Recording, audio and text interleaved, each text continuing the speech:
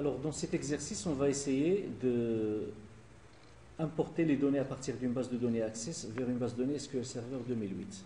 On va commencer par la création d'une nouvelle base de données avec la commande create database. Bien sûr, je peux le faire avec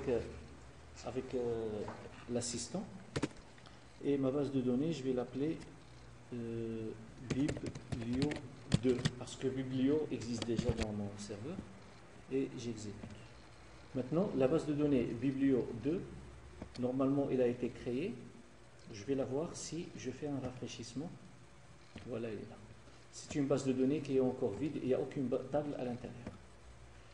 On va lancer l'utilitaire de SQL Server qui permet de faire l'importation et l'exportation des données.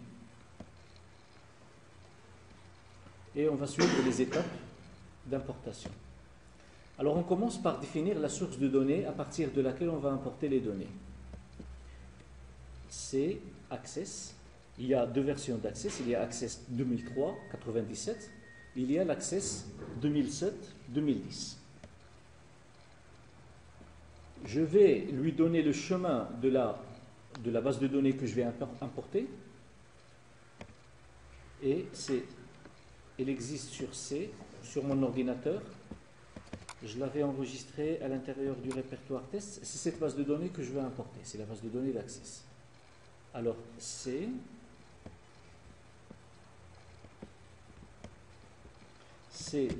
anti/test, anti/librairie.access database. Je vais tester la connexion, elle est bonne, et je fais OK, et je passe à l'étape suivante pour définir la destination. Alors la destination, c'est mon SQL Server local. Bien sûr, si je vais exporter vers un autre système de gestion de base de données, je peux le choisir, mais moi je vais travailler sur SQL Server 2008, c'est la version 10, et je vais travailler sur le serveur local. Si jamais je vais travailler sur un autre serveur, je dois le définir. Je peux aussi définir le nom du serveur local par point. Je vais choisir le mode d'authentification. Si c'est Windows, on le laisse Windows. Si je vais me connecter avec un utilisateur qui sera authentifié par le serveur, je vais le taper et dans les deux cas, ça doit marcher normalement. Alors la base de données sur laquelle je vais travailler, ses paramètres sont corrects. Il doit me donner la liste des bases de données qui se trouvent sur le serveur, dans cette liste. Voilà. Et Biblio2, que je viens de créer, existe. Si par exemple, je vais me connecter avec un administrateur, système administrateur, authentifié par SQL Server, et je lui donne le mauvais mot de passe, normalement, je n'ai pas le droit d'y accéder et je n'ai pas la liste de bases de données.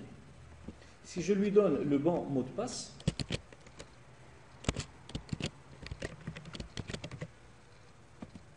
il doit me donner la liste des bases de données qui se trouvent sur le serveur.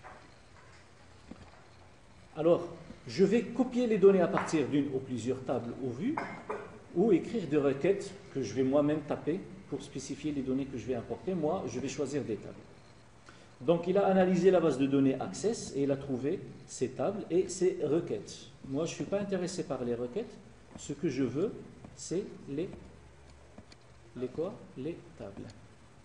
On va faire quelques mappages. On va modifier quelques informations dans les tables parce qu'on aura des petits problèmes de notes nulles, de base de données et tout. Et on va, datedel n'accepte pas les valeurs nulles parce que ça sera la clé primaire de cette table. Sur classification, numrub, elle est correcte, elle est déjà bonne. Dépôt, numdep, c'est bien. Écrire, les deux ne sont pas nullables parce qu'en fait ce sont les clés étrangères et qui vont faire ensemble la clé primaire de la table écrire. Le numéro d'écrivain. L'éditeur, c'est le nom de l'éditeur qui est la clé primaire de la table éditeur.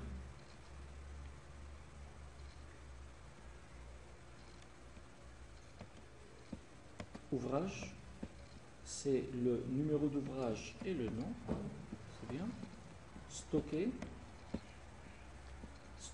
c'est les deux ensemble.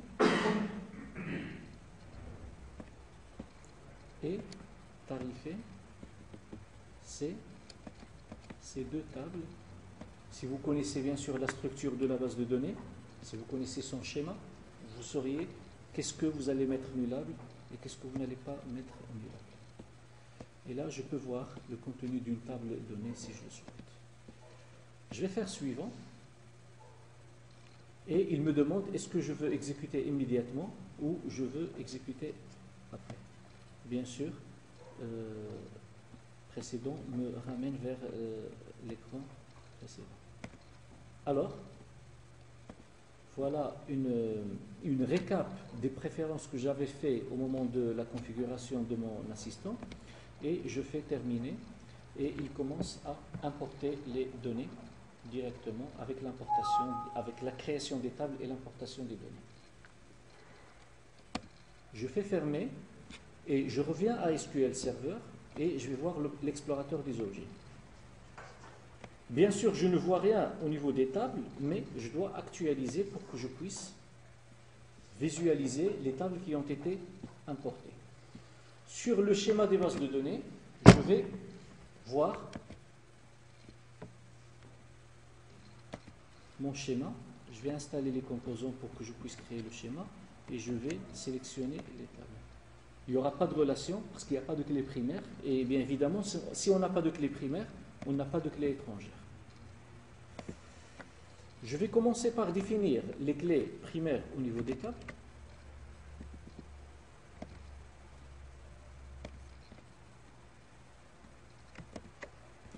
Je répète que je maîtrise la structure de ma base de données, chose qui me permet,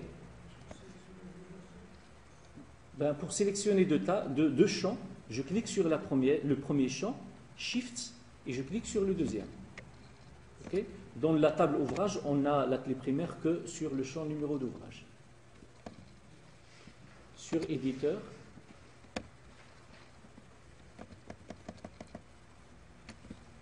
sur numéro d'écrivain,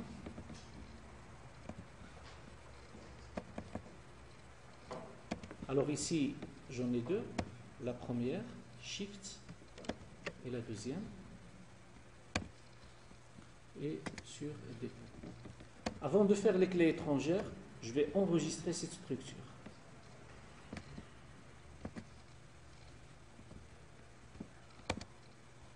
Il me demande est-ce que je veux apporter des modifications à cette table. Ça se passe bien, c'est bon. Je vais faire un petit zoom pour regrouper les tables. Et je vais les mettre, bien sûr. Catalogue, je l'avais oublié.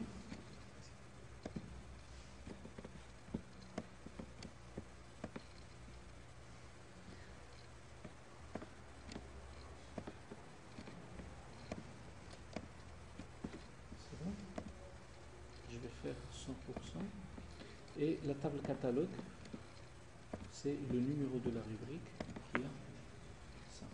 Alors, je réenregistre. Oui. Alors, je vais lier la table classification avec la table ouvrage. Et nous avons le numéro de la rubrique qui va migrer vers cette table. OK. Et j'enregistre. Personnellement, pourquoi j'enregistre après chaque requête? Pour que je ne perde pas le travail déjà fait. Parce que lorsqu'il va se planter, il va fermer directement. Je trouve que c'est aberrant, mais bon. Alors, entre écrivain et ouvrage, je vais faire déjà éditeur. Alors, le nom de l'éditeur, avec le nom de l'éditeur, j'enregistre. Le numéro d'ouvrage avec le numéro d'ouvrage. Le numéro d'écrivain avec le numéro d'écrivain.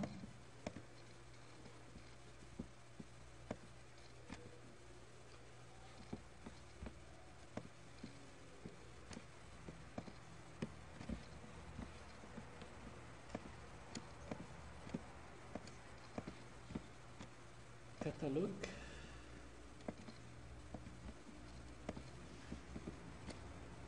Et j'ai une table, c'est la table stockée avec dépôt. Excusez-moi, je dois la faire remonter un peu.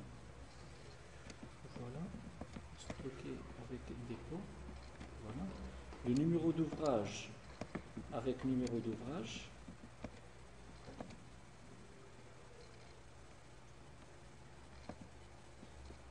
le numéro de dépôt avec le numéro de dépôt. Je vais enregistrer pour ne pas avoir de surprise par la suite. Voilà. Et nous avons catalogue avec tarifé. Nous avons des tarifs par catalogue. Et le numéro d'ouvrage avec numéro d'ouvrage. Et date début catalogue avec date début au niveau de la table tarifée. Et j'enregistre le tout. Et voilà, ma base de données est prête.